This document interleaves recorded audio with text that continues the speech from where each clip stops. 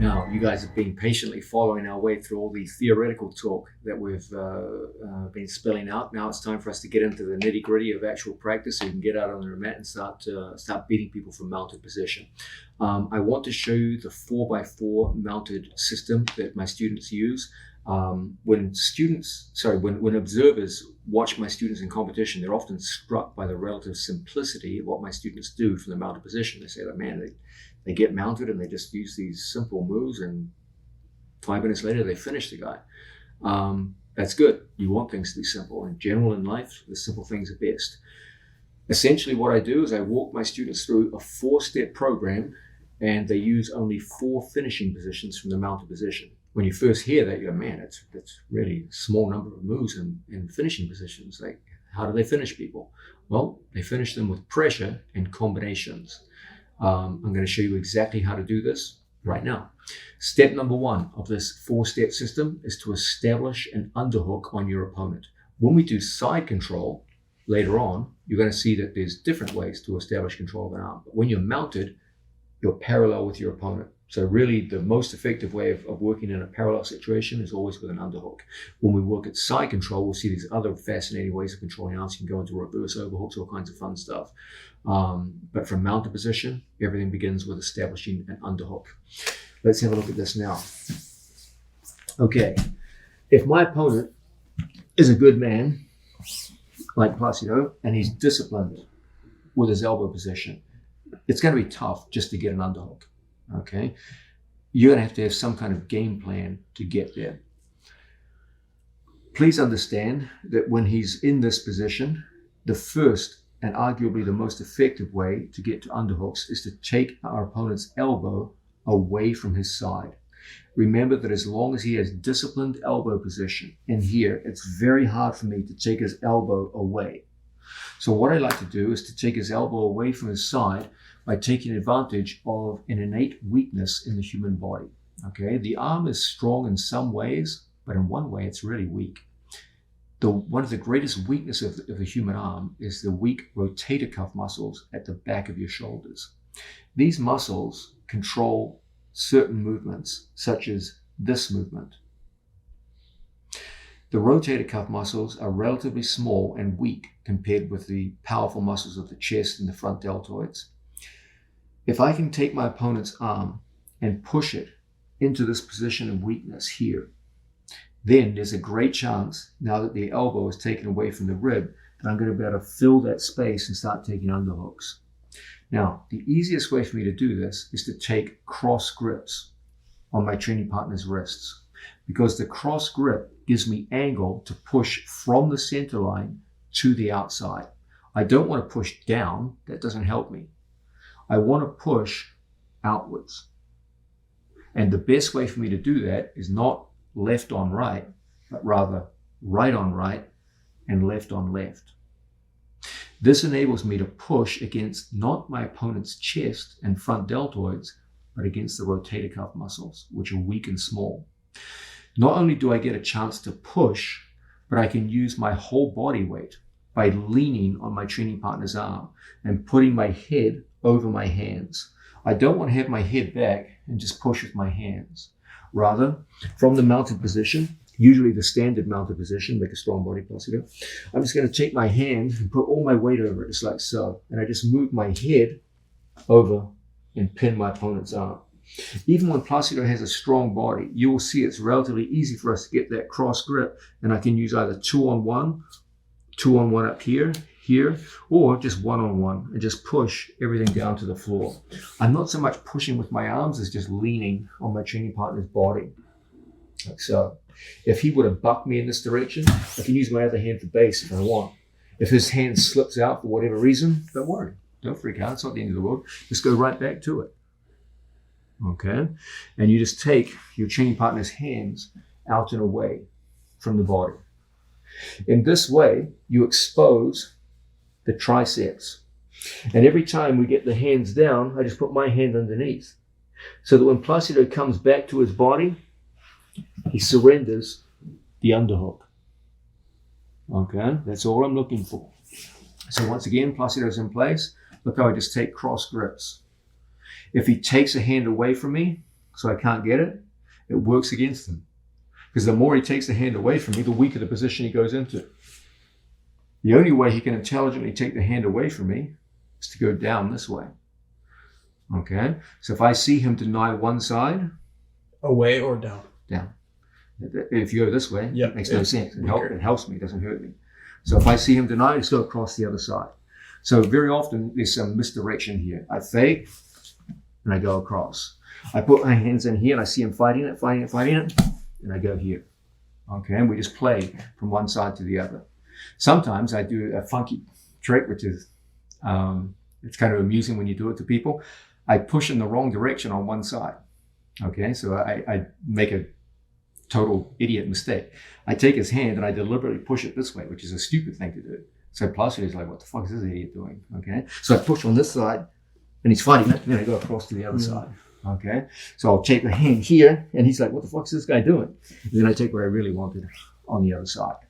Okay, and I use this kind of misdirection to get what I want. But usually a standard method of doing it is just grab. Then I either go 2 on one wrist or 2 on one elbow. Strong body Placido. And then I just lean forward. When I lean forward, don't have hip to hip contact. Take your hips off his hips and just let your body weight do the work. Now from here, I go underneath his arm. I'm not interested in the American lock. I just let it go. And I got what I really wanted, which is the underhook. Okay.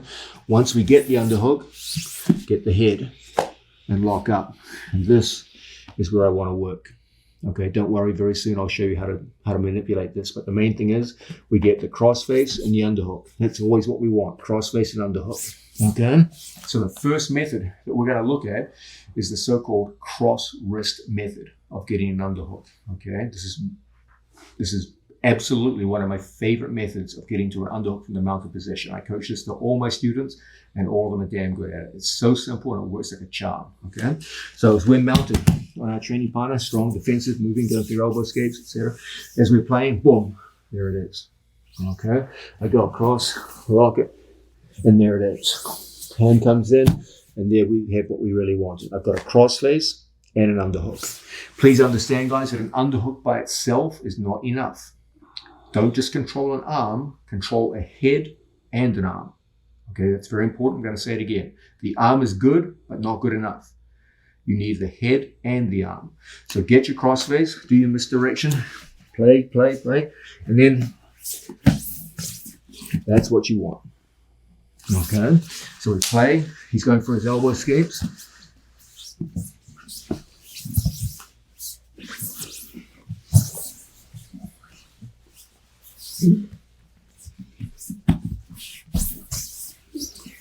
And we work our way up.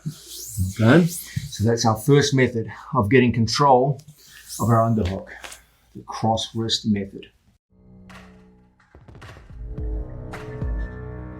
Now, we're looking at this idea of getting to the underhook from the mounted position. That's the first step of the mounted system that I teach. We've seen our number one method of doing this is the cross grip, where we take a hold of our training partner's cross wrist and push it down to the mat. There's some details that you need to know with regards to this grip. It's not the only method of getting to this grip that I show you, but it's by far and away the most important one. If Placido is down and I'm in the mounted position,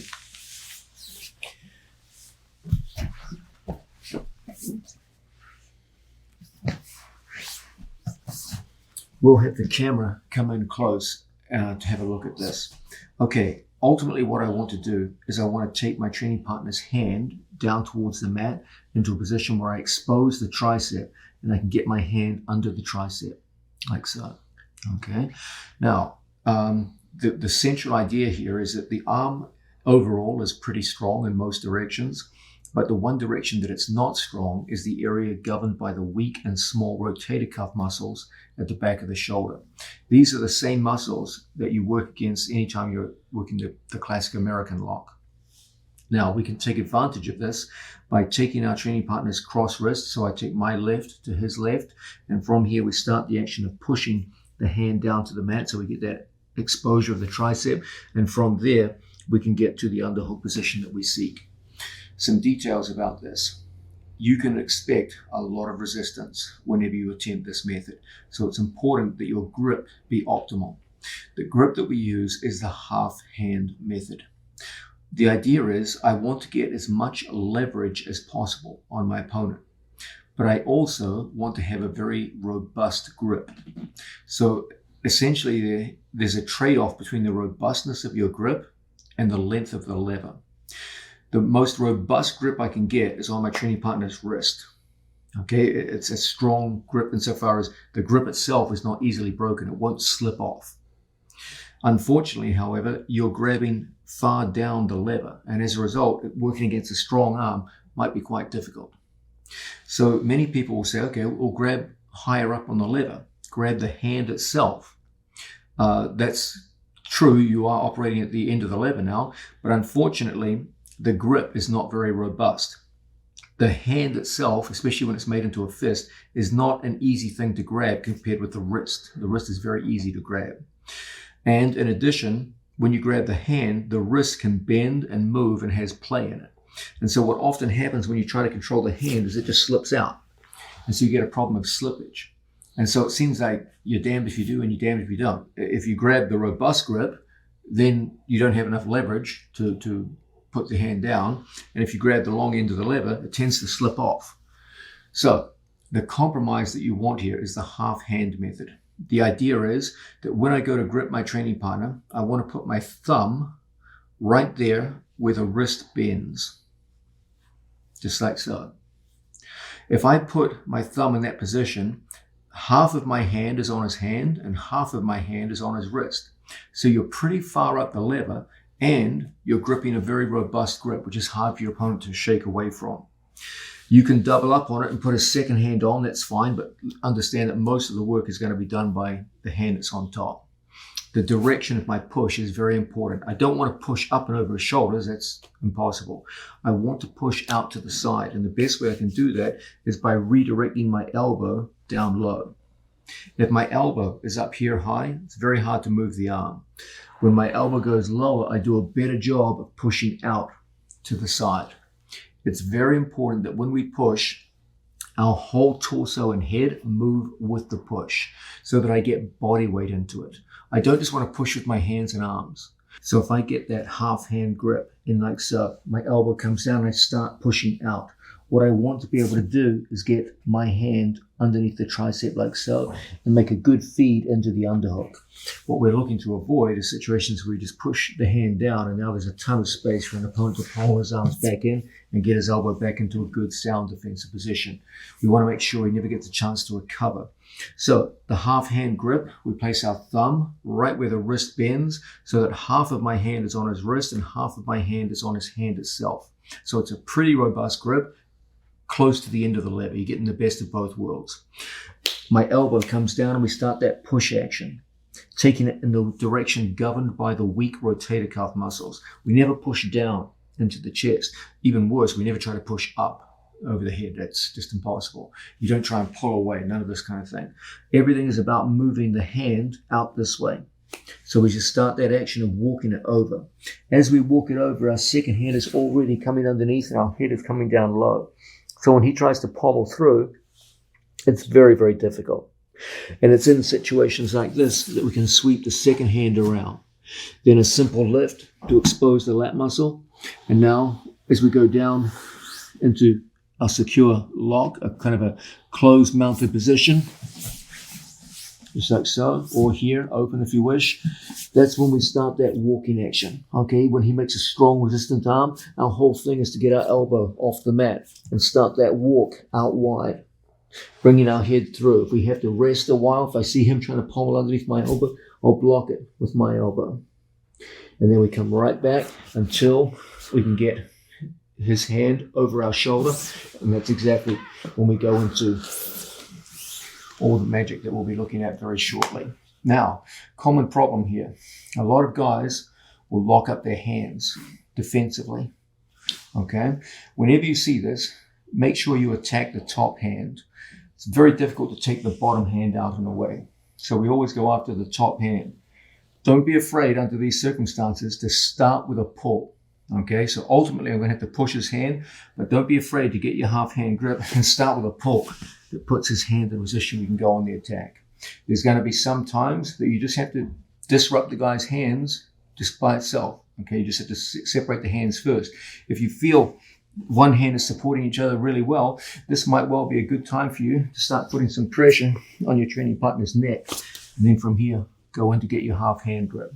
Okay, sometimes you got to be a little bit creative. If you feel the guy's just focused 100% on keeping his hands together. Okay, well, the good news is the neck is now completely open. So now we just lean forward on our training partner's neck. And it's situations like that that create the opportunity to go into a half hand. Okay, let's understand how I form that neck distraction. Okay, it's no good me just pressuring. This is nothing. It's not going to,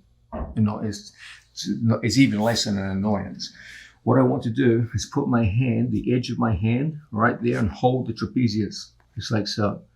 Now from here, everything comes down, and we put genuine pressure on the neck. And it's that which enables me to get to the grip that I really wanted. And it's that which enables us to get underneath our training partner's arm and start walking everything up north. Okay? So, if the hands are open, then we go straight into the half hand grip. And from here we start that action of pushing out to the side and get to our underhook. If the hands are closed, option number one is to open them first. That's typically done with a pull. So I take everything towards me and pull. And then we push straight down towards the floor. If I physically cannot separate the hands, and from here, go in and start working our training partner's neck. As he gets distracted by the neck, we force everything down towards the floor, and we go in. And once again, we've got our underhook established. Okay? So, looking at it all over again, the half hand grip involves me putting the thumb at the precise area where the wrist bends, so that half of my hand is on his hand and half of my hand is on his wrist. This gives you a good compromise between robustness of grip and length of lever, and makes it quite practical for us now to start a pushing action that takes everything out this way, not upwards, not downwards, out here, where you're fighting against the weak rotator cuff muscles. And it's that which enables us to come down and get to that initial underhook. Once you've established the underhook, then it's about the crossface. And now you're in a position to go on the attack. We're starting to get into the nitty-gritty of the 4x4 mounted system. Step number one of this 4-step system is to establish an underhook. We've seen that if an opponent is defensively responsible, this isn't always easy. We looked at my favorite method of doing so, which is the cross wrist method, where we push into the weakness of the shoulder, the weak rotator cuff muscles, get our arm underneath the tricep, get control of the head, and find ourselves with an underhook and a crossface. If you have underhook and crossface, things are going well for you. Second method we're going to look at now, also one of my big favorites.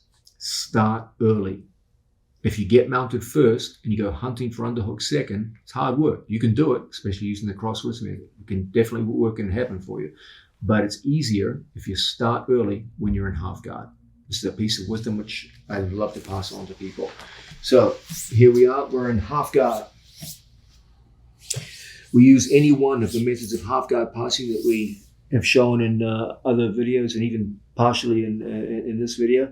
And from here I have an underhook. Why is it so easy? Well, people are much more willing to give up underhooks in half guard where they have at least the security of their legs than they are when they're mounted. Okay, when they're mounted, they're terrified. So they typically bring everything in very close to the body. But from half guard, they're trying to attack you. They're trying to get sweeps, submissions, etc. So typically they're a lot less disciplined with their elbow position. And as a result, as people come out to reach us and do things, there's going to be times where we can just punch through and get to grips. If I can't get an underhook on the far side, then I might give him an underhook here. And as he goes to work, I'll take an underhook on the other side, here on the near side. Either way, I'm happy. I got my underhook. Once we get to an underhook, so many things we can do from this position. One of our big favorites always is to put our knee down on the floor into a 3/4 mount position. He goes for an elbow escape. And from here, it's going to be so easy for us to get into double underhooks. Once we get to double underhooks, from here, he goes to finish it, goes to put me back in guard. It won't be easy from here. And it's pretty easy for us to start punching the knee through and going into our various passes. Once we complete the pass, from here, it's all about coming up and across into the mounted position. Once we get the mounted position on a training partner, lo and behold, what have we got? Crossface and underhook. As we punch out, he goes to elbow skate left. Can't do it because I'm controlling the elbow. And as a result, we end up in our favorite attacking position. You can use this with almost any form of half guard pass. Okay? If I get an underhook on my training partner from here, and we go into any standard form of half guard passing, and from here, we're working our way down to the floor. We come up, find ourselves in the mounted position, and as we come up mounted, there we have it. You've got your underhook in place. By the time you slap out mounted, from here, we're in place and ready to go. Okay? So a piece of advice which I'll always offer: get your underhook in half guard, pass from half guard with an underhook. When you mount, you'll already have your underhook in place and you'll be ready to get into your attacks. I see this all the time. Where are you going? I see it. Sorry? I see this all the time and it breaks my heart. Okay? I'll see a guy in half guard with an underhook. He does a good job coming up, kicking out, gets mounted, and then goes here.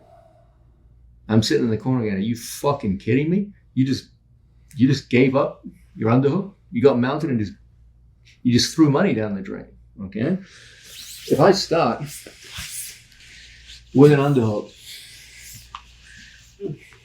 and we come out passing, you better believe that underhook's a valuable commodity and I'm going to keep it. So that when I get mounted, it's still there.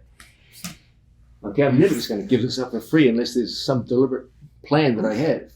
Okay, because now we can elbow skate.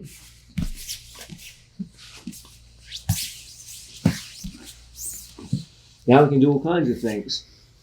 But if I'm passing,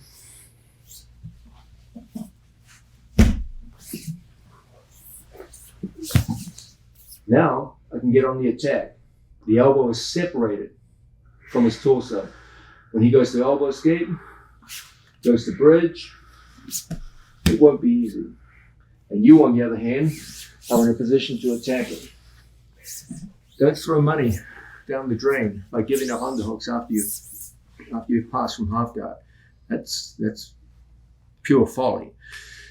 If you come from half guard with an underhook, get mounted and keep that underhook. It's going to be worth its weight in gold by the time you get to the mounted position. Step number 1 of our 4x4 mount system is to establish an underhook. And we're looking at various ways to do this. The assumption we're making is that our opponent is talented, defensively responsible, and knows how to escape from the mounted position. So you're not just doing this on some Joe Blow in this, introductory jiu-jitsu class. You're doing this on presumably someone who's championship level jiu-jitsu player. Getting an underhook on a person like that isn't easy. They're not going to give it up for free. You've got to have a plan of how to get to that underhook. One of my absolute favorite methods is very similar to the method we just looked at. We just looked at how to start getting the underhook in half guard, use the underhook to pass, and keep the underhook all the way into the mounted position. The understanding is the underhook's going to be worth its weight in gold when you actually get mounted on the guy. And then you can start going into the next step of the system. Okay. Similarly, from side control, it's hard. The basic idea I'm trying to convey to you guys is this: it's hard to get an underhook directly from the mounted position on a stud opponent. Okay, they know what an underhook is. They know it's a bad thing to give up, and it's just not going to be easy to just get it right from there. It's generally easier to get it before you get mounted. We just did it from half guard. Now we're going to do it from side control. Okay, do you guys remember some of the methods we used to get mounted earlier in the video? Now let's start showing how that ties into some of the stuff we're going to look at right now with the 4x4 system. Okay, Placido is defensively responsible. He's got his arms where they should be. He's not making any beginner mistakes. And we want to get mounted. So we saw earlier in this video that if we come down our training partner's hips and get the point of our hips to the point of his, arms in tight, strong, From here, we could turn our hips into his elbow and start walking our body out. As a result, we take away our training partner's near side elbow. Now from here, we come forward with our head. And from here, we take our knee across our training partner's stomach and start driving to the mat. Once my knee touches the mat, elbows in tight defensively, I can use my knee to open his body. Okay, so he's contracted in here. Look, I can put my hand under. I can use the strength of my legs, strong. I can use the strength of my legs to open his elbow away from his knee. If I just use my hands, mounted, strong. If I just use my hands, strong. It's pathetic. From here, I try to walk it away. It's very, very difficult. But if I use my legs, strong. If I use my legs and lengthen my whole body, that's when I can realistically start taking strong people's arms and walking them up above. Okay? Why? Because I'm using my lower body as well as my upper body. Okay? So I push down with my legs, and it's that which opens him up. And as a result, we can realistically start taking the arm across our training partner's body. Okay? That's where we want to work. So once again, he's in close. We come down over the hips. The point of my hips over the point of his. Now, I turn my hips in and I start that action of walking back into the near side. From here, I get to in tight. I get underneath my training partner's arm and my knee comes across the body. I start that lifting action that separates knee and elbow. And as a result, we find ourselves in perfect attacking position. You've got your underhook. Take your arm down. Down. Oh, what, my hand? From here, you've got an underhook in place, and you've got a crossface. He tries to elbow escape. Impossible. He tries to bridge. Very difficult. Very difficult. Okay. So once again, his arms are defensively responsible. He moved down the body. I turn my hips in. I walk back and take away his near side elbow. He tries to be disciplined with his arm. I walk underneath it. From here, hand comes out, knee comes through. Underneath his elbow, I use the strength of my legs to straighten his body out. Then from here, we come out into a fine attacking position. Alternatively, sometimes, as we come out, we go to bring our knee across. He takes his hand and blocks my knee. That will stop me from mounting, but it gives us an obvious underhook opportunity. So that we have the underhook before we're mounted. So once again, he's defensively responsible.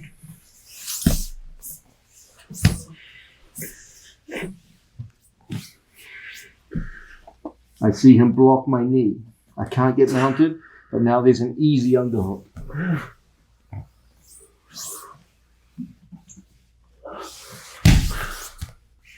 And as a result, we're mounted. If he's defensively very responsible and realizes that's a bit of a mistake on his part, and from here, I put my wrist under the elbow and I use the pressure of my legs to separate my opponent and get to the underhook position. So once again, we're using the underhook prior to mounting. So the understanding is it's going to be tough to get the underhook once we're mounted. So rather we fight to get the underhook on the far side as we mount. So by the time you get to the mounted position, you've already got that underhook in place. And that underhook, as we said earlier, will be worth its weight in gold once you get to the mounted position. Now, we're looking at the idea of establishing step one of the 4x4 mount system. This is the idea that we have to be able to establish an underhook. And this is a real problem because we're not just talking about establishing an underhook on some nobody. We're talking about establishing underhooks on really good jiu-jitsu players who are defensively responsible with their elbows and know all the basic escapes to the position. In these situations, step number one, to establish an underhook, can be difficult. As a general rule, it is easier to establish the underhook prior to mounting than after mounting. That's not to say it's impossible once you get mounted. You can do it. I'll show you plenty of good ways to do it. I've already shown you one good way. But in general, it's easier to get the underhook first and mount second. A natural question for you guys to be asking is, well, okay, what if I get mounted on the guy? I got that part, I scored points, but this guy is just really disciplined with his elbows and I just can't get an underhook of any kind and I'm kind of stuck. I've been there 2 minutes, crowd's getting restless, nothing's happening, I'm not even getting close to an underhook. What do I do? Okay, this is when it's time to manifest some sneakiness on your part. Okay, no one likes a sneaky little fuck in daily life, but in jiu-jitsu, it's a good thing. Let's have a look at this now.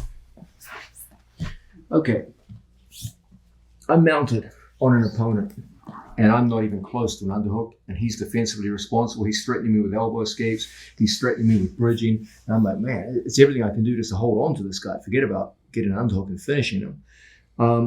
What I'll often do under these circumstances, if I feel I just can't, I'm trying my best, I'm trying my cross wrist, I'm trying everything, and I just can't get an underhook, I'll give him something in the expectation that I will take more.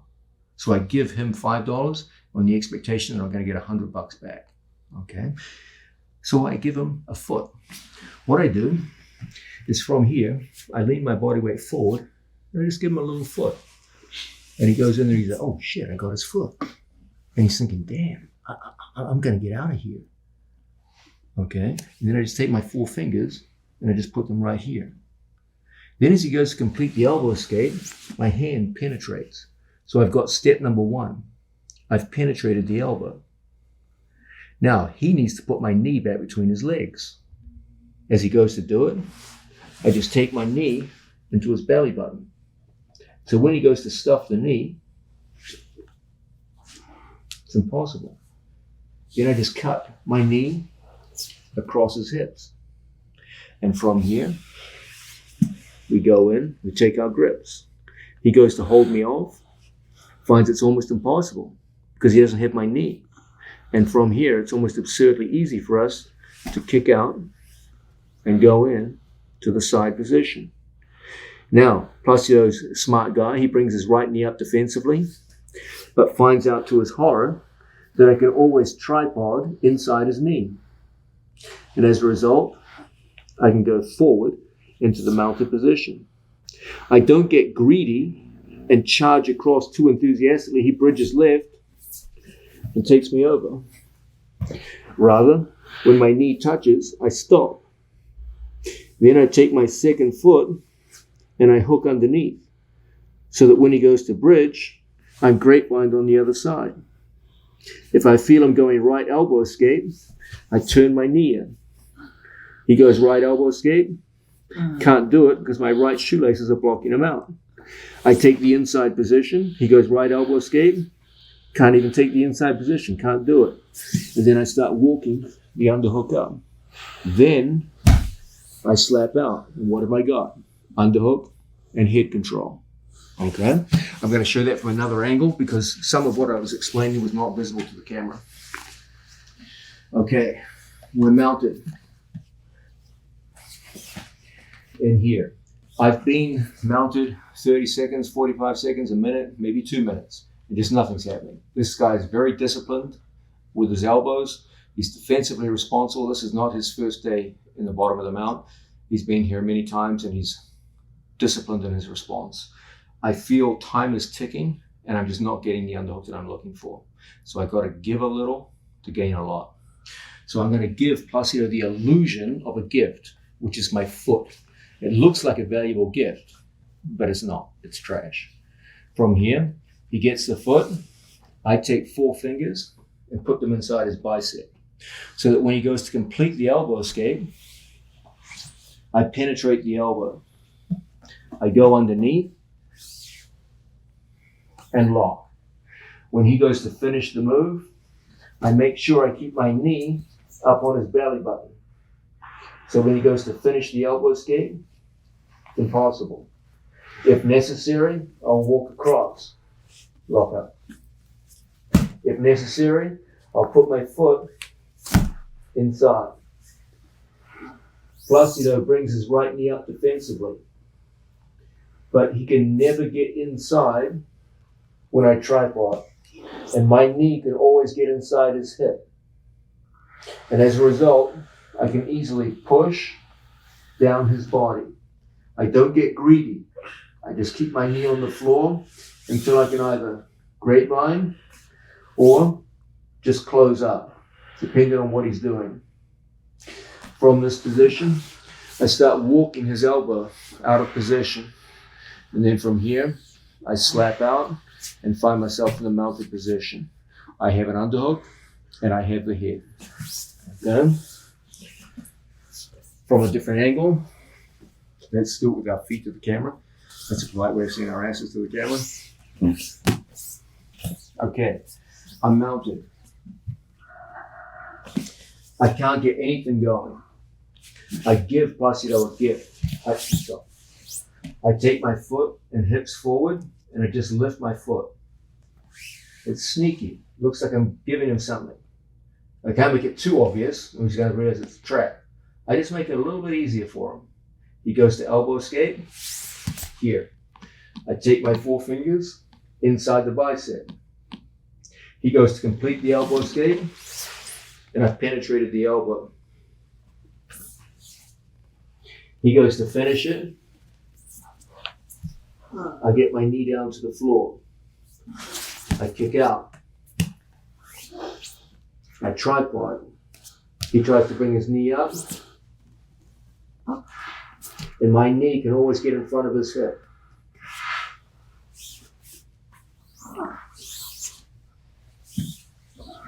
Now we have the perfect position. I now have crossface underhook. He brings his arm down and you've got the underhook you seek. Okay? So there's an obvious sense here in which if you feel yourself completely stonewalled by your opponent, give him a little. Give him an illusion of a gift. In this case, it's your foot. But we know from what we've already seen in this video, the foot isn't much of a gift. He has to start with a foot to get his elbow escape going. He's got no choice. He's got to start there. But the foot isn't really giving much away. But in order to get your foot, he has to give up an underhook. So he's gaining a gift of $5 at the expense of considerably more than that in the shape of that underhook. Then you use the underhook to pass his guard and then go right back into the same mount you just left, but this time with your underhook established. And as a result, you'll be able to go into the second step of the 4x4 mount system. Now, we're looking at the subtleties of establishing the underhook from the mounted position. The understanding is we're working with a simple 4-step system to get mounted on tough opponents and work our way through systematically to a finish. Step 1 of that system is to establish the underhook. Against an opponent who's tough and defensively responsible, this won't be easy. You've got to have a plan to get the underhook in place. Let's look now at one of my favorite methods of doing so. We have a talented opponent, bottom mount situation. From here, he's defensively responsible with his elbows in good position. It won't be easy to get from here to here. How are we going to do this? We've already seen that one of the best ways for us to start doing this kind of thing is to use the innate weakness of the human shoulder, which is the rotator cuff muscles, the small weak muscles at the back of the shoulder. So when Placido is in a good defensive position, it's incredibly hard strong. It's really, really hard to pull or push the elbows away. But I can go to the end of the lever here at the hand, don't grab the forearm, grab the hand, and push outwards. Okay, I don't push down, I don't pull out, none of those things. It's hard to move the arm that way. I push against the weak rotator cuff muscles out this way. When I say push, what I really mean is that I use my body weight so that my head goes all the way out over the hand. Okay? Now, what do you think Placido is going to do if he's skilled? Okay, do you really think Placido's going to let his arm go out and away from his body? Well, he might the first time you try it. But if he's smart, what he's going to do is he's going to turn his whole body to face the endangered arm. If Placido stays with two shoulders flat on the mat and I push his arm out, that's an underhook every time. So Placido, if he's smart, is going to turn with it so that I never get an underhook.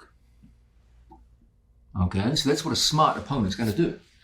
He's going to turn with the move. If he doesn't turn with the move, it's it's an easy underhook. Okay, so Placido's smart and he's going to do exactly that.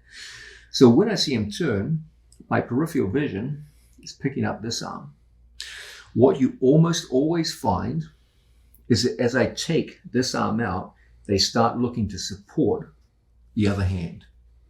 Okay, they know these people are not fools. They've been doing jiu-jitsu as long as you have. Okay, they're not naive, and so they know if I start doing this kind of thing, this is bad, and so they start supporting their hand.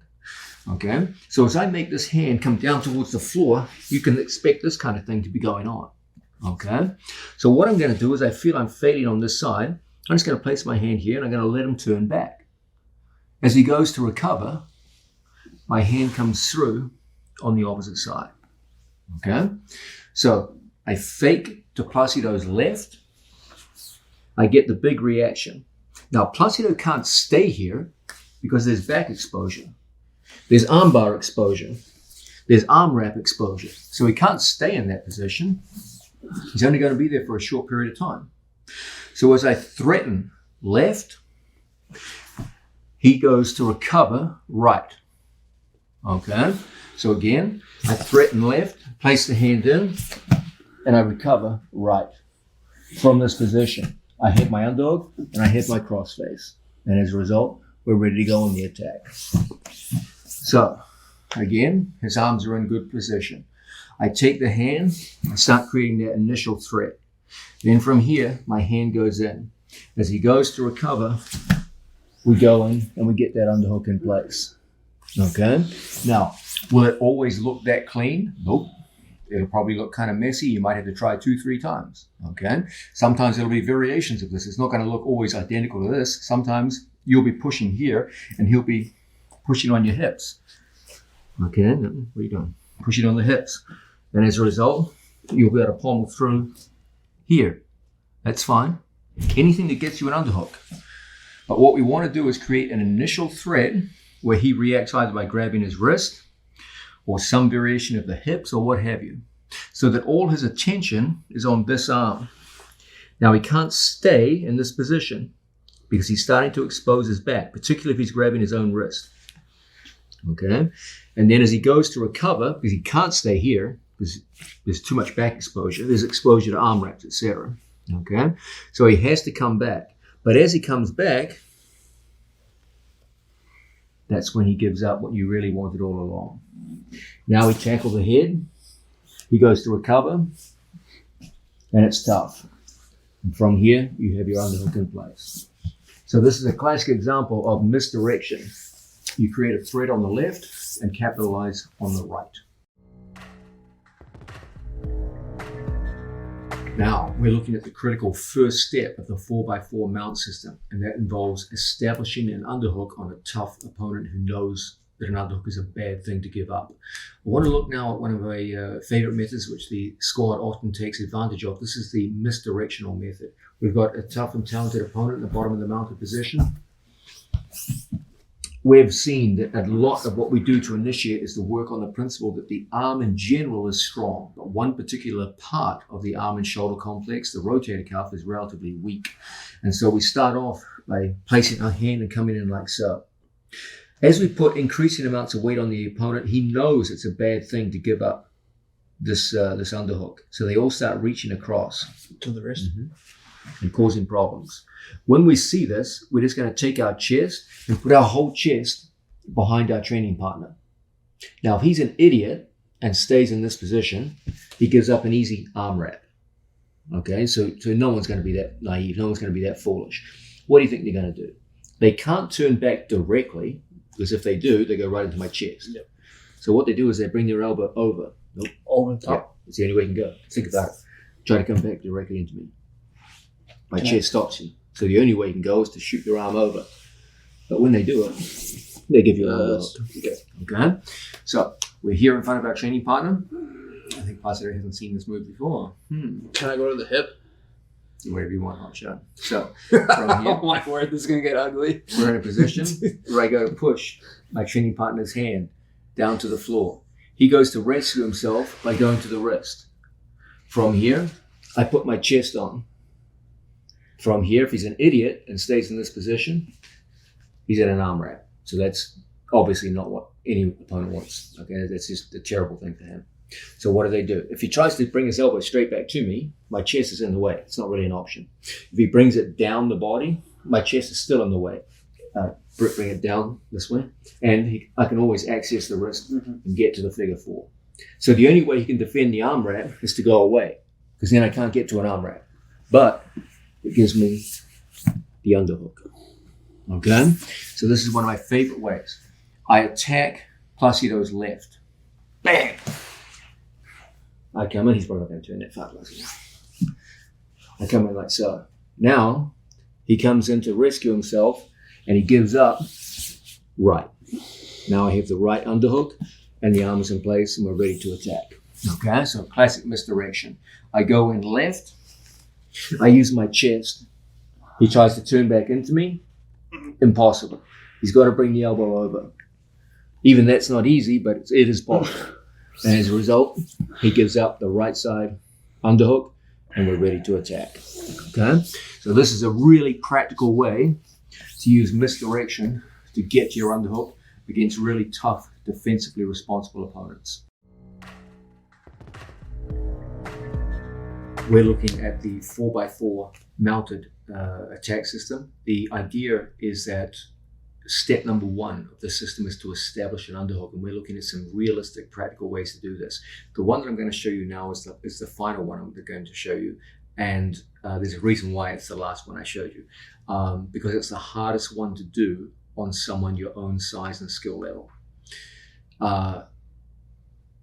This is going to require you to move an opponent's elbow from a position of strength all the way up to the shoulder line. And that's not easy on someone your own size and skill level. You can do it, it can be done, but it's not easy. It's not as easy as the other methods I've shown you. I want you to learn it for a simple reason. Not everyone you fight is going to be Gordon Ryan or Craig Jones. Okay, some of the guys, their skill level is a little bit lower. Maybe they haven't practiced mount escapes as much as the rest of their game. It might be that they're just physically exhausted. It's been a long, hard match. You're 15 minutes in, and the guy's got nothing left in the tank. And so a move that might not have worked on him in the 3rd minute might work on him in the 13th minute. Okay, so keep these things in mind. Placido, your bottom mount, buddy. Let's come this way. Okay, Placido's got good disciplined elbow position, and from here I'm going to start cross face first. So instead of attacking the arm first, I'm going to attack the head first. We come through and we get to our cross face. Okay, from the cross face position, I'm going to turn my body out. I'm going to expose his elbow a little bit more by using chest pressure. Okay, Placido's hand is in a good defensively responsible position. Okay, I pull the cross face. Strong body, Placido. And I use my chest pressure to separate his elbow just a little bit more from his body. Elbow in tight, Placido. There, his elbow is glued to his body. I use that chest pressure, and it comes out just a little bit more. And as a result, I can get my wrist underneath his elbow. Strong, Placido. Strong, strong, strong. I go into a standard mount. Often from here, I lock my feet. And then from here, I start the action of ratcheting my hand up until I get his elbow up to the center line. Now, from Placido's perspective, what would be the smart thing for him to do? It would be to pommel his elbow inside somehow. On my left elbow? Yes, and return. That's the smart thing for him to do. So I make sure that I keep my elbow inside his elbow. So when he goes to pommel it in, I close the elbow. If my elbow stays up, he goes inside. So from here, I close my elbow. He goes to pommel inside, can't do it. Every time he tries, I walk a little bit further up. So what do you think Placido is going to do? His last ditch effort is to try and go over and around my arm. Nope. Over and around. Nope. Hook around my arm. My elbow? Yep.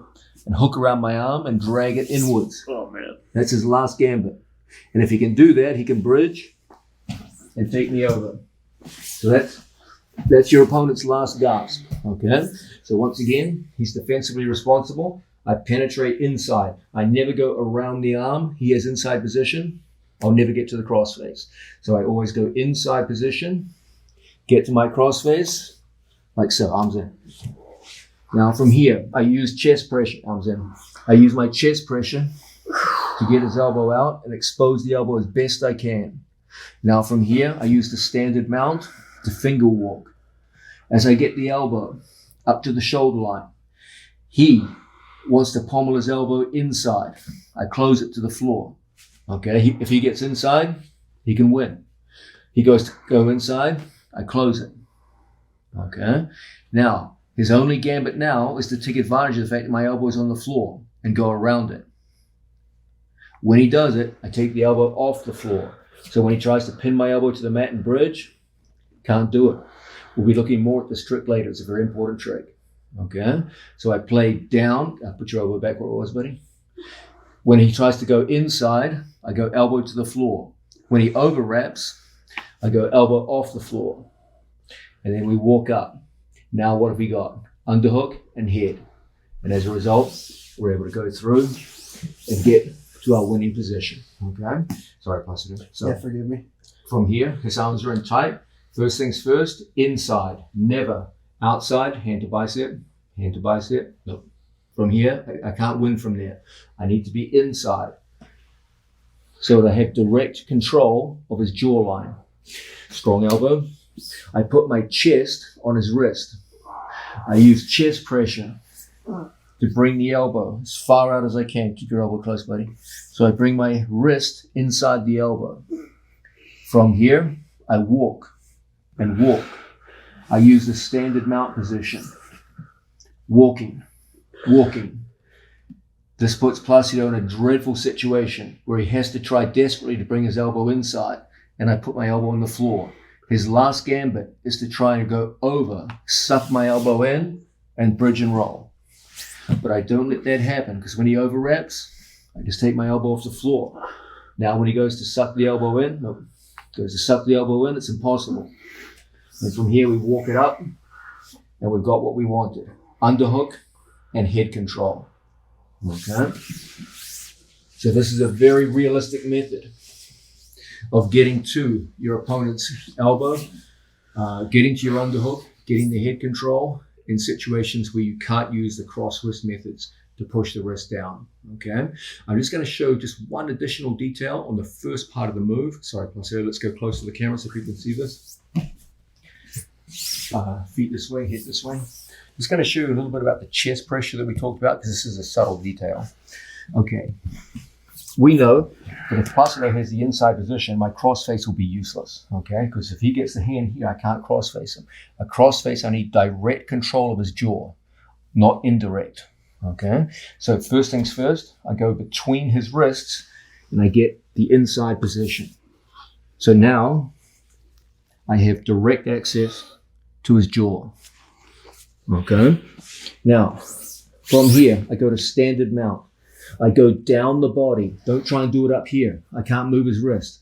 I go down the body so that Placido's hand is on my shoulder. Can you see this, fellas? His hand is on my shoulder.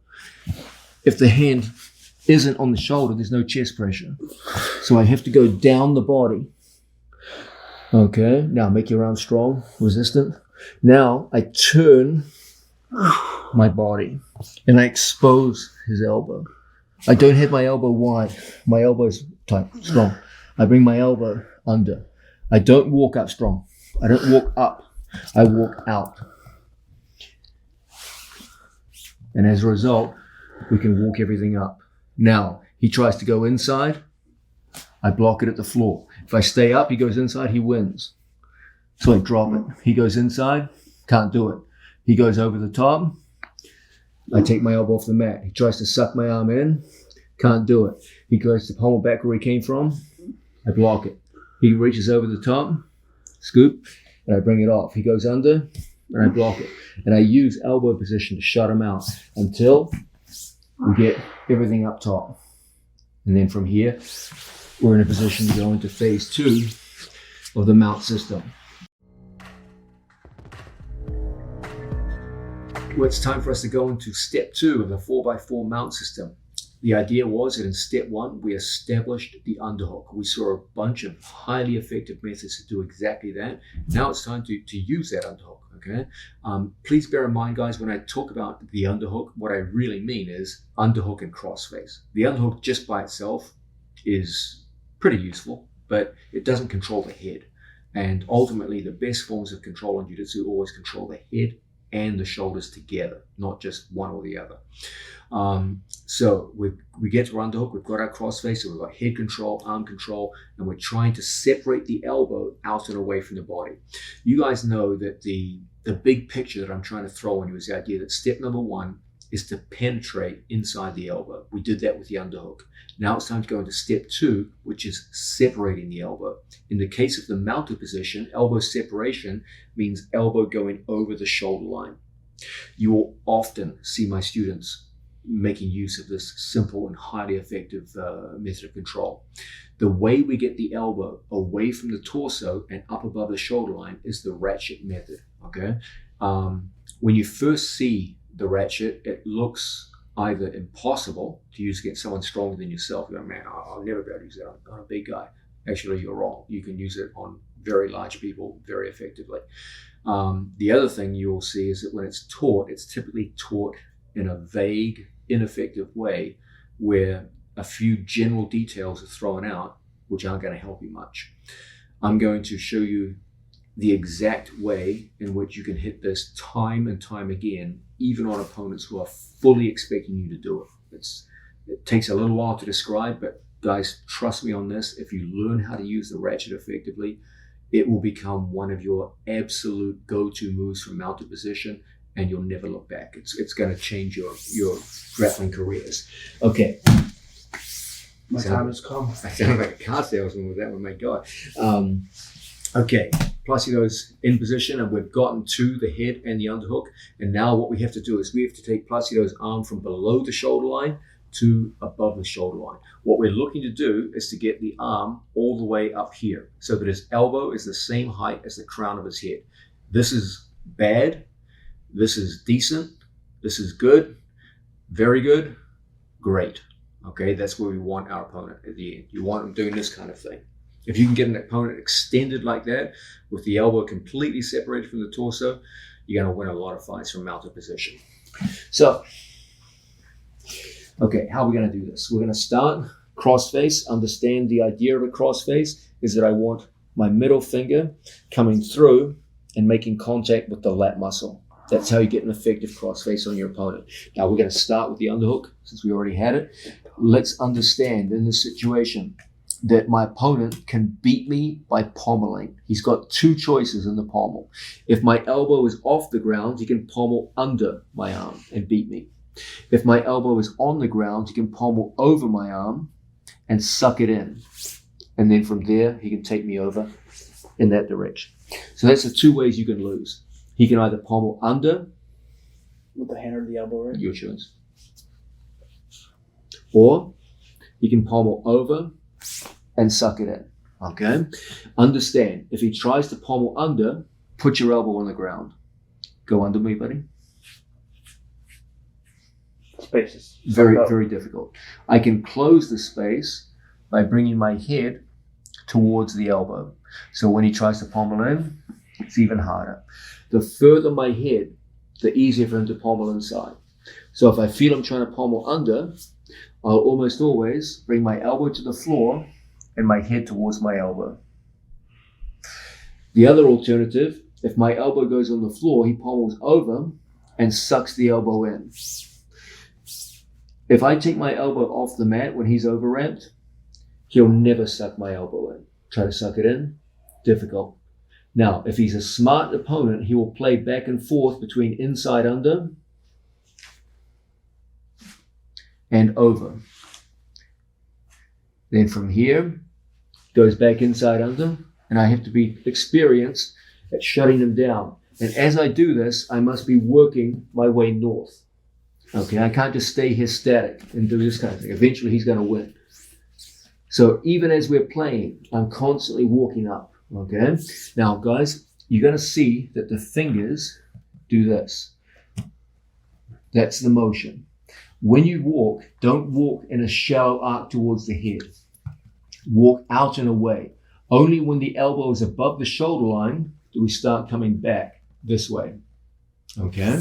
The idea is the finger walking itself is not a magic trick. What I want to do is, once I start bringing the elbow up, I want to use the movement of my head to take his elbow further every time. Make a strong arm. The finger walking doesn't move his arm. There's nothing magic about finger walking. What moves his arm is my whole body moving with my head. So I come up and I steal a little bit more space. What is magic about the hand is not moving forwards, it's preventing you moving backwards. If I have my hand on the mat and he tries to bring my hand back this way, there's so much friction on the mat that when he tries to bring my hand back, it's really, really difficult. Okay? Then I move him forwards, watch his elbow, strong. I move his elbow with my whole body. You will not, strong elbow, you will not be able to move his whole elbow with your fingers. Life doesn't work that way, okay? Strong. So how I move it is with my whole torso. Then I steal a little bit of space. He closes me down and I come back. Then I lift, I steal a little more, and I come back down. I lift, steal a little bit more, and come back down. And every time he tries to bring me back, my hand on the mat is so much friction that he can't bring me back. Do you guys know how a ratchet works? You take up slack on the ratchet, and then it can only go forwards. It can never go backwards. Okay, the ratchet goes into place, and it's stuck there. Ratchets only go in one direction, it's forwards. Your hand does the same thing. So I establish the cross face. He's got his arm in here. It's below the shoulder line. Okay? Do you really think that you really think the finger walking is going to move his elbow through? Of course it's not. The only way I'm going to do it is with my whole torso straightening up. And then I steal a little bit of space. I come back down. I steal a little bit of space. I steal a little bit of space. Then, the further up above the shoulder line you go, the easier it becomes.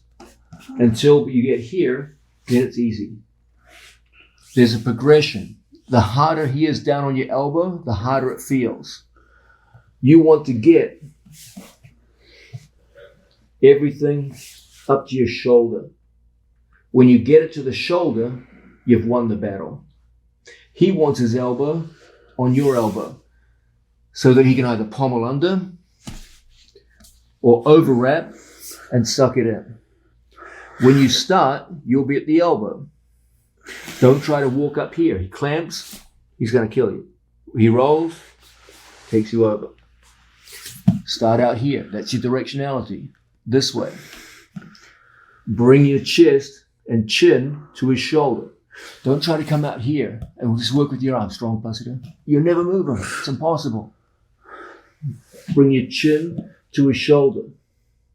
Now from here, strong. Okay? I take my elbow off and I steal a little bit of space. I take my elbow off and I steal a little bit of space until I bring it up to my shoulder. Now when he goes to pommel inside, it's impossible. When it's on the shoulder, he can't pommel. He tries to overwrap. It's impossible. Impossible. He can only pommel or overwrap when he's on the elbow. So your whole goal, strong buddy, is to bring your chin to his shoulder and steal a little bit of real estate. Come back down. Lift, steal a little bit of real estate. Lift, steal a little bit of real estate. Steal a little bit of real estate until his elbow's on your shoulder. When his elbow touches your shoulder, you grab his head and you pull it in. Now when he tries to overwrap, come. Now when he tries to pommel, come. Okay? First off, hats off to Placido. This is a miserable day for you. I'm sorry, man. Sorry, dude. My apologies. I'm going to have to demonstrate the whole thing now, Placido, with your head facing the camera so people see a different angle. My apologies, buddy. Okay. He's a poor kid. Tell them gotta give me a raise. It's my guts at this point. I do. From here, we get a hold of our long-suffering friend, Placido. From here, I have the arm underneath his elbow. And I'm working, in this case, I'm working from a standard mount, guys. I'm sure you all figured that out already. Now, as long as Placido's on my elbow, he can be a real problem for me. Okay? So our whole thing from here is to bring my chin to his shoulder and then take my elbow off the mat.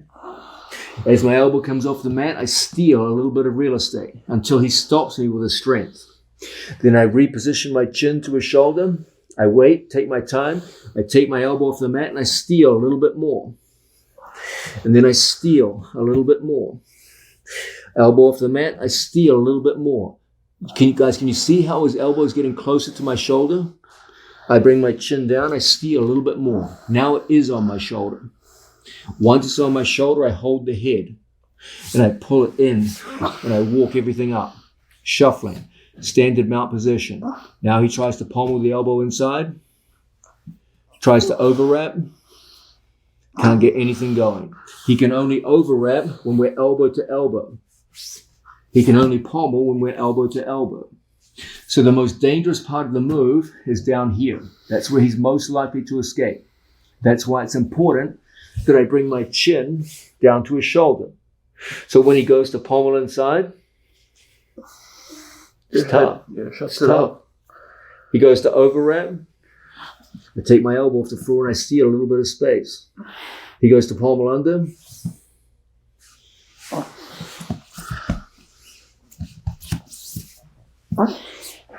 Now we've got what we want.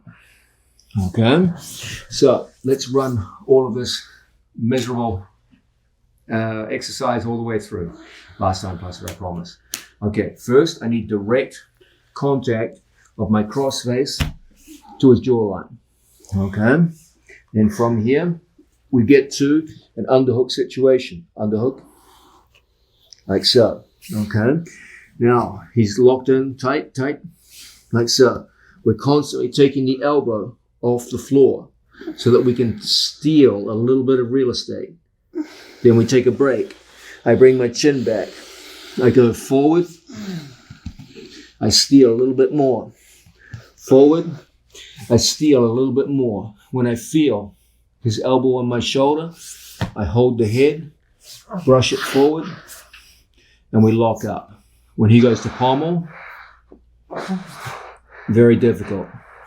When he goes to overwrap, very, very difficult. Okay? And you have there a breakdown of the ratchet method, the key concepts to the ratchet. Once you start going north, you're never going to go south again. You're only going in one direction. You're bringing that elbow systematically north, north, north. Every time you stop, hold it. But you're not going to go backwards. North, north, stop. North, north, stop. North, stop. Then there's going to be a critical point where his elbow touches his shoulder, and then it's just north, north, north until you get to the finish. Okay? Understand he's really only got two gambits. He can either pommel under your elbow, in which case you put your elbow on the floor, or he can overwrap your elbow and glue it to the mat, in which case you take your elbow off the floor. Every time your elbow comes off the floor, your head will move from his shoulder to his center line.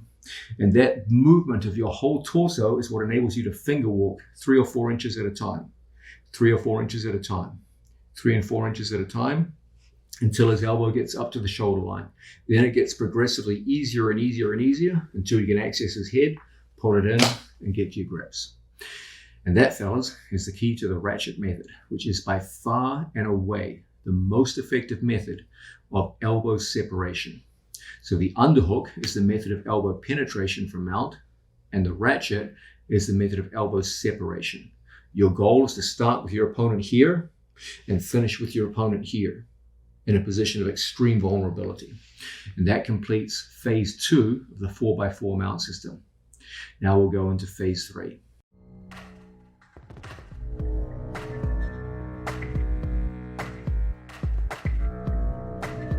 Now it's time for us to go into the third phase of the 4x4 mount system.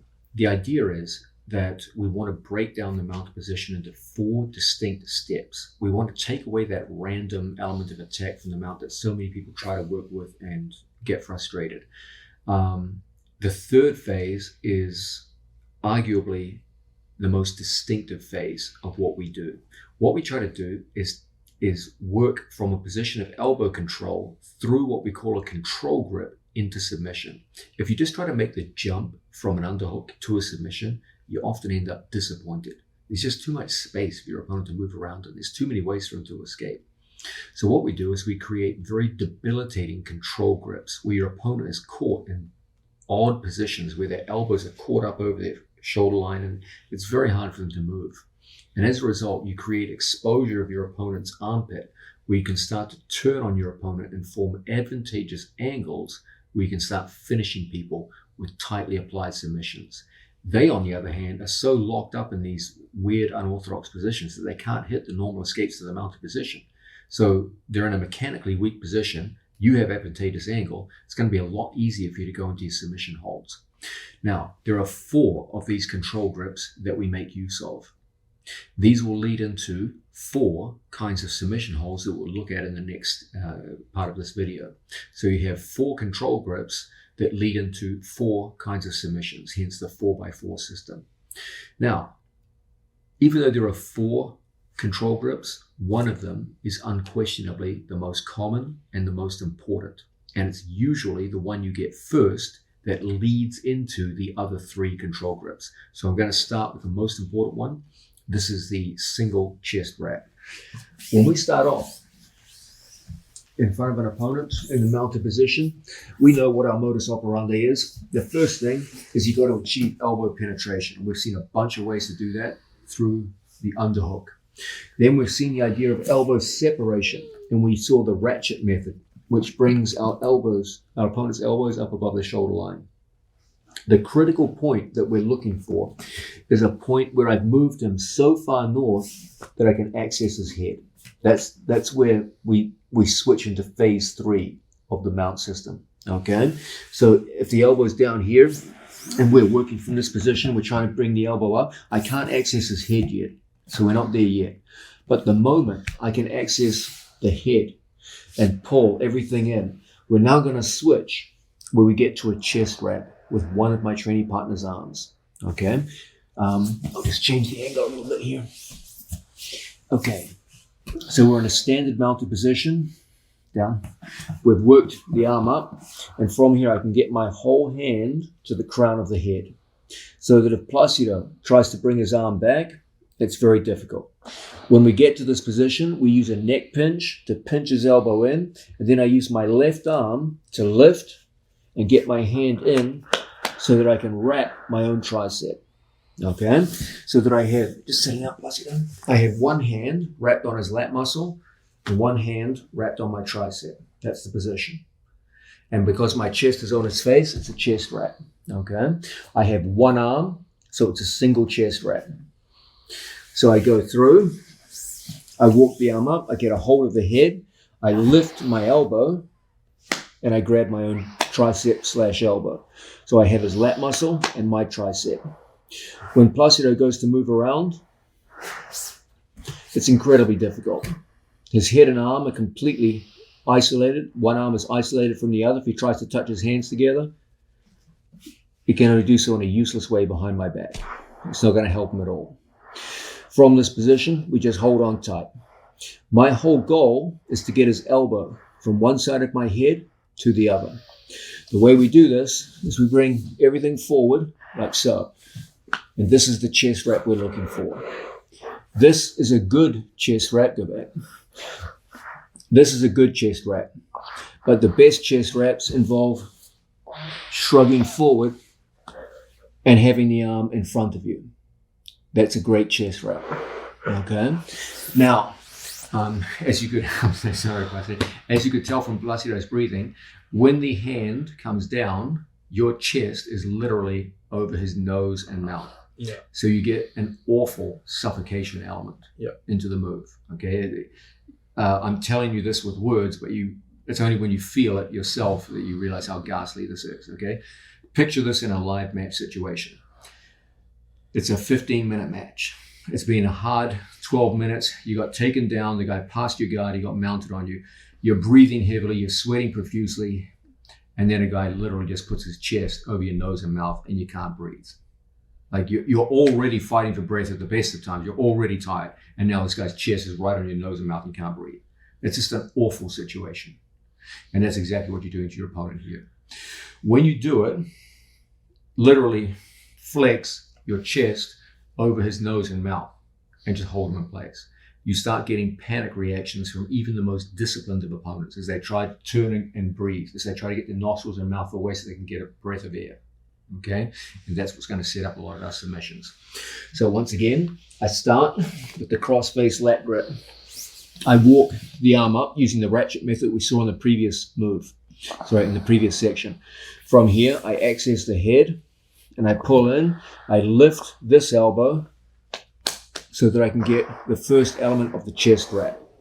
Then I shrug my shoulders forward, putting increasing pressure on my training partner's elbow until it starts to go forward in front of me.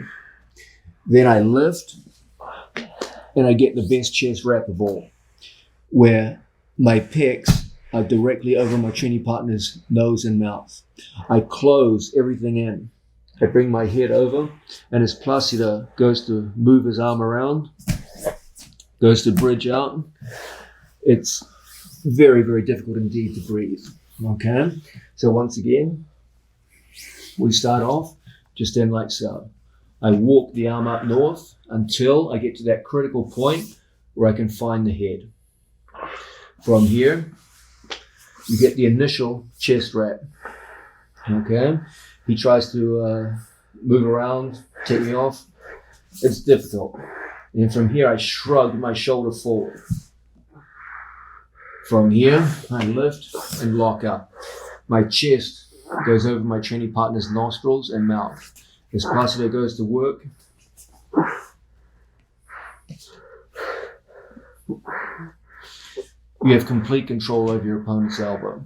Now I take my chin and I capture his tricep. I thumb post it and we lock up. And we find ourselves right back in that chest wrap. Okay? We'll be looking how to extend from there into a Katagatame strangle soon. Don't worry, I'm sure you can all see where that was going. So, one more time, we're here with our training partner. I've established an underhook, crossface. We use the ratchet method to walk it up. And then from here, we get control of our training partner's head. You can have an initial position like so, a single chest wrap like so. At some point, you want to start shrugging the arm off. Okay? Then we lift and lock and squeeze in. My chest goes over the nose and mouth as Placido tries to move around and go for his various escapes. It's very difficult. We're working from a standard mounted position. And then from here, we're ready to play into the various moves we'll be looking at later. There's one more part of this move that I need to explain to you. This is the shrug. The shrug is what takes Placido's arm from here to here. Okay? So, I start off crossface. I come in, I access the head. I lift and lock. Now, if he makes a strong resistant arm, it's hard for me to shrug it off. So what do? I position it this way. My head moves away and I bring my shoulder forward, and that shrugs it off. From the shrug, the hands go in and I bring my body weight forward over my training partner's face. So when Placido goes to elbow escape, it's very difficult. Okay? Now, one more thing to describe. When you get really good at this move, you focus on a subtle shift from standard mount to high mount. I'm going to demonstrate it from a different angle. Watch my feet and knees this time. Don't be so focused on the upper body. You've already seen that. So, changing the angle. I have crossface and underhook. I use the ratchet to walk it up north until I can access the head. I use the shrug, which involves turning everything forward and shrugging with the shoulder. Now, watch my feet. They come forward so that I can get right over my training partner's nostrils and mouth with my chest. When Placido goes to move around, he goes to elbow escape. It's awfully difficult. Even breathing is a challenge at this point. And as a result, your opponent just feels this awful claustrophobia from the mounted position. Okay? I'm just going to demonstrate solo Placido, the shrug. If I have my opponent's arm trapped, what makes the shrug work is my shoulder punching forward. Don't go forward with your head. Go across the center line so that your shoulder naturally shrugs his arm out of position, and then walk your knees up into the high mounted position. Placido, can I just demonstrate one more time? Let's take a 45 degree to the camera so that they can see the shrug.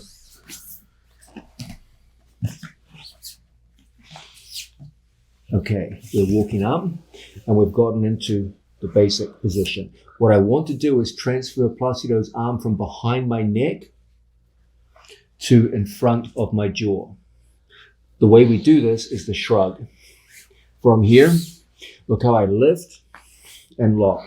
If I just go forward, it doesn't work. So what I do is I go across the center line and I bring my shoulder forward. Then I walk my knees up so that I'm right over my training partner's nostrils and mouth. I close everything up and just lean forward. When Placido goes to pull his arm free, he goes to elbow escape. It's enormously difficult. And I promise you, a position like this, I'm sure Placido will agree with me, is every bit as stable as any side control. Yes, it's true, the mounted position isn't the most stable position if you just get mounted in a naive mounted position. But if you work your way systematically up into this position, as someone like Gordon Ryan will do, I promise you, the mounted position becomes extraordinarily stable. It also becomes much more debilitating and intimidating to your opponent. It's this reason why I believe the two greatest grapplers of all time, Gordon Ryan and Roger Gracie, favored the mounted position over side control, even in submission grappling when there were no punches. Because you can put your opponent in these control positions where you can't even breathe. Forget about escape. It's just so intimidating. And people will make basic errors just to be able to breathe. You'll get the arm exposure, the back exposure that you seek. Everything comes out of this single arm chest wrap. If we can get the head and one arm extended over the body and chest wrap our opponent, shrug so the elbow goes into a weak position, and then restrict their breathing with that high mounted position, covering our opponent's nostrils and mouth, you're going to be a very intimidating opponent from the mounted position. Now we're working our way through the 4-step mount system that I teach to my students. The third step is the idea of establishing control grips. The idea behind control grips is they form a bridge between the mounted position and the submissions that come from there. They give you some kind of extraordinary control over an opponent, which greatly smooths out and renders more efficient that path from position to submission. If you chop that step out, then you get into these haphazard, sometimes it works, sometimes it doesn't kind of situations, which you're not really looking for. The king of all these control grips is the single chest wrap. That's the one that almost always starts the ball rolling, but it's not the only one. Okay, we're going to look now at the transition from a single chest wrap into a far trap underhook. The virtue of the far trap underhook is it generates back exposure. If you're in a fight situation and you're mounted, the way you get back exposure, you start throwing elbows and fists into your opponent's face. So what do? They panic and they turn and you get back exposure. Okay, but in submission grappling with no striking, how are you going to generate back exposure? Far trap underhook. So let's form a 45-degree angle. Let's do it. Okay, same start as before. We've established an underhook. We have a cross face. We've walked the arm up and we've gone into a chest wrap. Okay. From the chest wrap, sometimes you feel the shrug just isn't there. It's tough. It can't do it. Okay. Whenever we see that, we take our hand. I'll go 45 degrees the other way. Sorry. So I've got my chest wrap and the shrug's just not there. It's not working. Okay. So what I'm going to do is I'm just going to hold here at the far trapezius muscle or trap muscle. And I'm just going to roll my shoulder forward. What does that do? Brings the elbow in front of me. Okay. Once that elbow's in front, we just grab the wrist, just pull it. And as a result, I now have the beginnings of back exposure. When Placido tries to turn back, I can't. you physically can't do it. Why? Because I simultaneously control the head and my whole shoulder is no longer a cross face, it's a cross tricep. So when poor old Placido tries to come back, it's impossible. Even if Placido tries to swim his arm up over the head, even that doesn't help. And the more he tries, the more back exposure you get. Okay? So once again, we have the previous move, the single arm chest wrap. But for whatever reason, put your hand behind me, buddy. I can't shrug forward. It's just not working. I don't know why. So instead, I bring my hand to the far trap muscle. I just grab the trapezius muscle. And then all I do is I cross face the tricep muscle and bring it across. If I have to, I'll even physically pull to get my chest behind it. If he's physically strong and resisting, you'll be pleasantly surprised at how you can get your chest in place. Now when he tries to come back towards me, can't. It's impossible. And as a result, we end up in this splendid position to start generating back exposure. Okay? So once again, I even feel like it's almost like a strangle. Yeah, it feels like a 3/4 of a strangle. Yeah. It won't put you to sleep, but it's close. But yeah. so here we are. We're in position. I walk everything up. I go into my single arm chest wrap. What I would like to do, what I would want, is to be able to shrug. But Placido is putting his hand tight to my spine. And I just can't shrug him past. It's like, not there, not there. So I just grab the trapezius and neck. Strong, Placido? Yep. Then from here, I just walk everything forwards and across. Then we get tremendous back exposure. When he tries to work from here, tries to come back, it's so difficult. Now you're halfway behind him. You've got all kinds of karikatames, arm bars, triangles, all kinds of madness. Every time he tries to turn back to recover, No, it's worse. the only way he can go is to try and go north, but that generates back exposure. And then from there, we're in business. Okay? So, I'll stop there, Placido, because that's just a miserable situation to be. I'm sorry, man. This is the idea of the far trap. Please understand, it begins with the previous move, the single arm chest wrap. When you can't shrug, you go into far trap. With that far trap underhook, you drive the elbow across the center line and generate back exposure. And I'm sure you could see from watching it, there's a whole bunch of attacks there, not just attacks on the back, there's a bunch of other submissions you can use out of that position. So these two work very favorably together. We're looking at this idea of control grips, which lead into submission holds from the mounted position. The king of the control grips is the single chest wrap. That's the easiest one to attain. It's very controlling, very punishing for your opponent, very hard to escape from. And it leads into all the other ones that we're going to look at. So let's look now from the mounted position.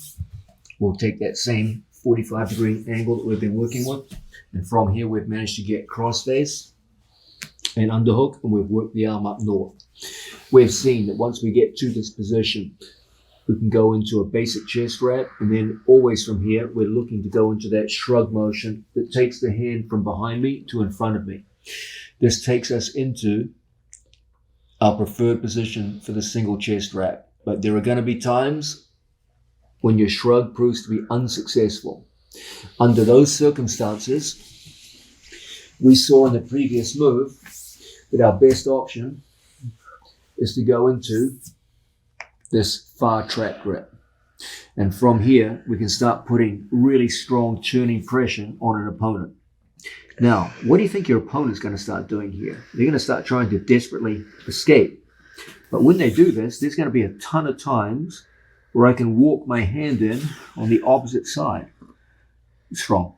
And from here, we can start that same action that we saw previously. Only it's much easier now because the other arm's already in a position of weakness.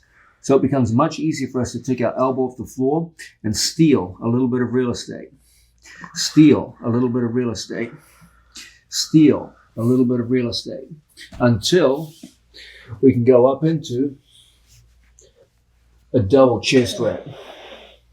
When my opponent goes to take his arms out now, when he goes to bridge, etc., we go up into a high mount. Okay? This is a very claustrophobic and punishing position. Plus he goes to work his way out. And we just hold this top position using our body weight over our opponent. Okay? Very, very hard to get away from. Now, there was a subtle change in my body position there, guys. I'm sure some of you picked it up. I'm going to go over it in detail now. This is the shift from a standard mount to a high mount. So once again, we've managed to go all the way up and get into the single arm wrap. Sorry, the single chest wrap. However, we're having a hard time shrugging the arm forward, so we make a transition to the far trap grip. When we start putting some heat on our training partner, we get opportunities to get underneath on the opposite side. And as a result, we can start working our arms up north. Initially, I'm in a standard mounted position. And as we start that action of walking up, I feed the hand in. Then from here, we go through and we get the double arm wrap.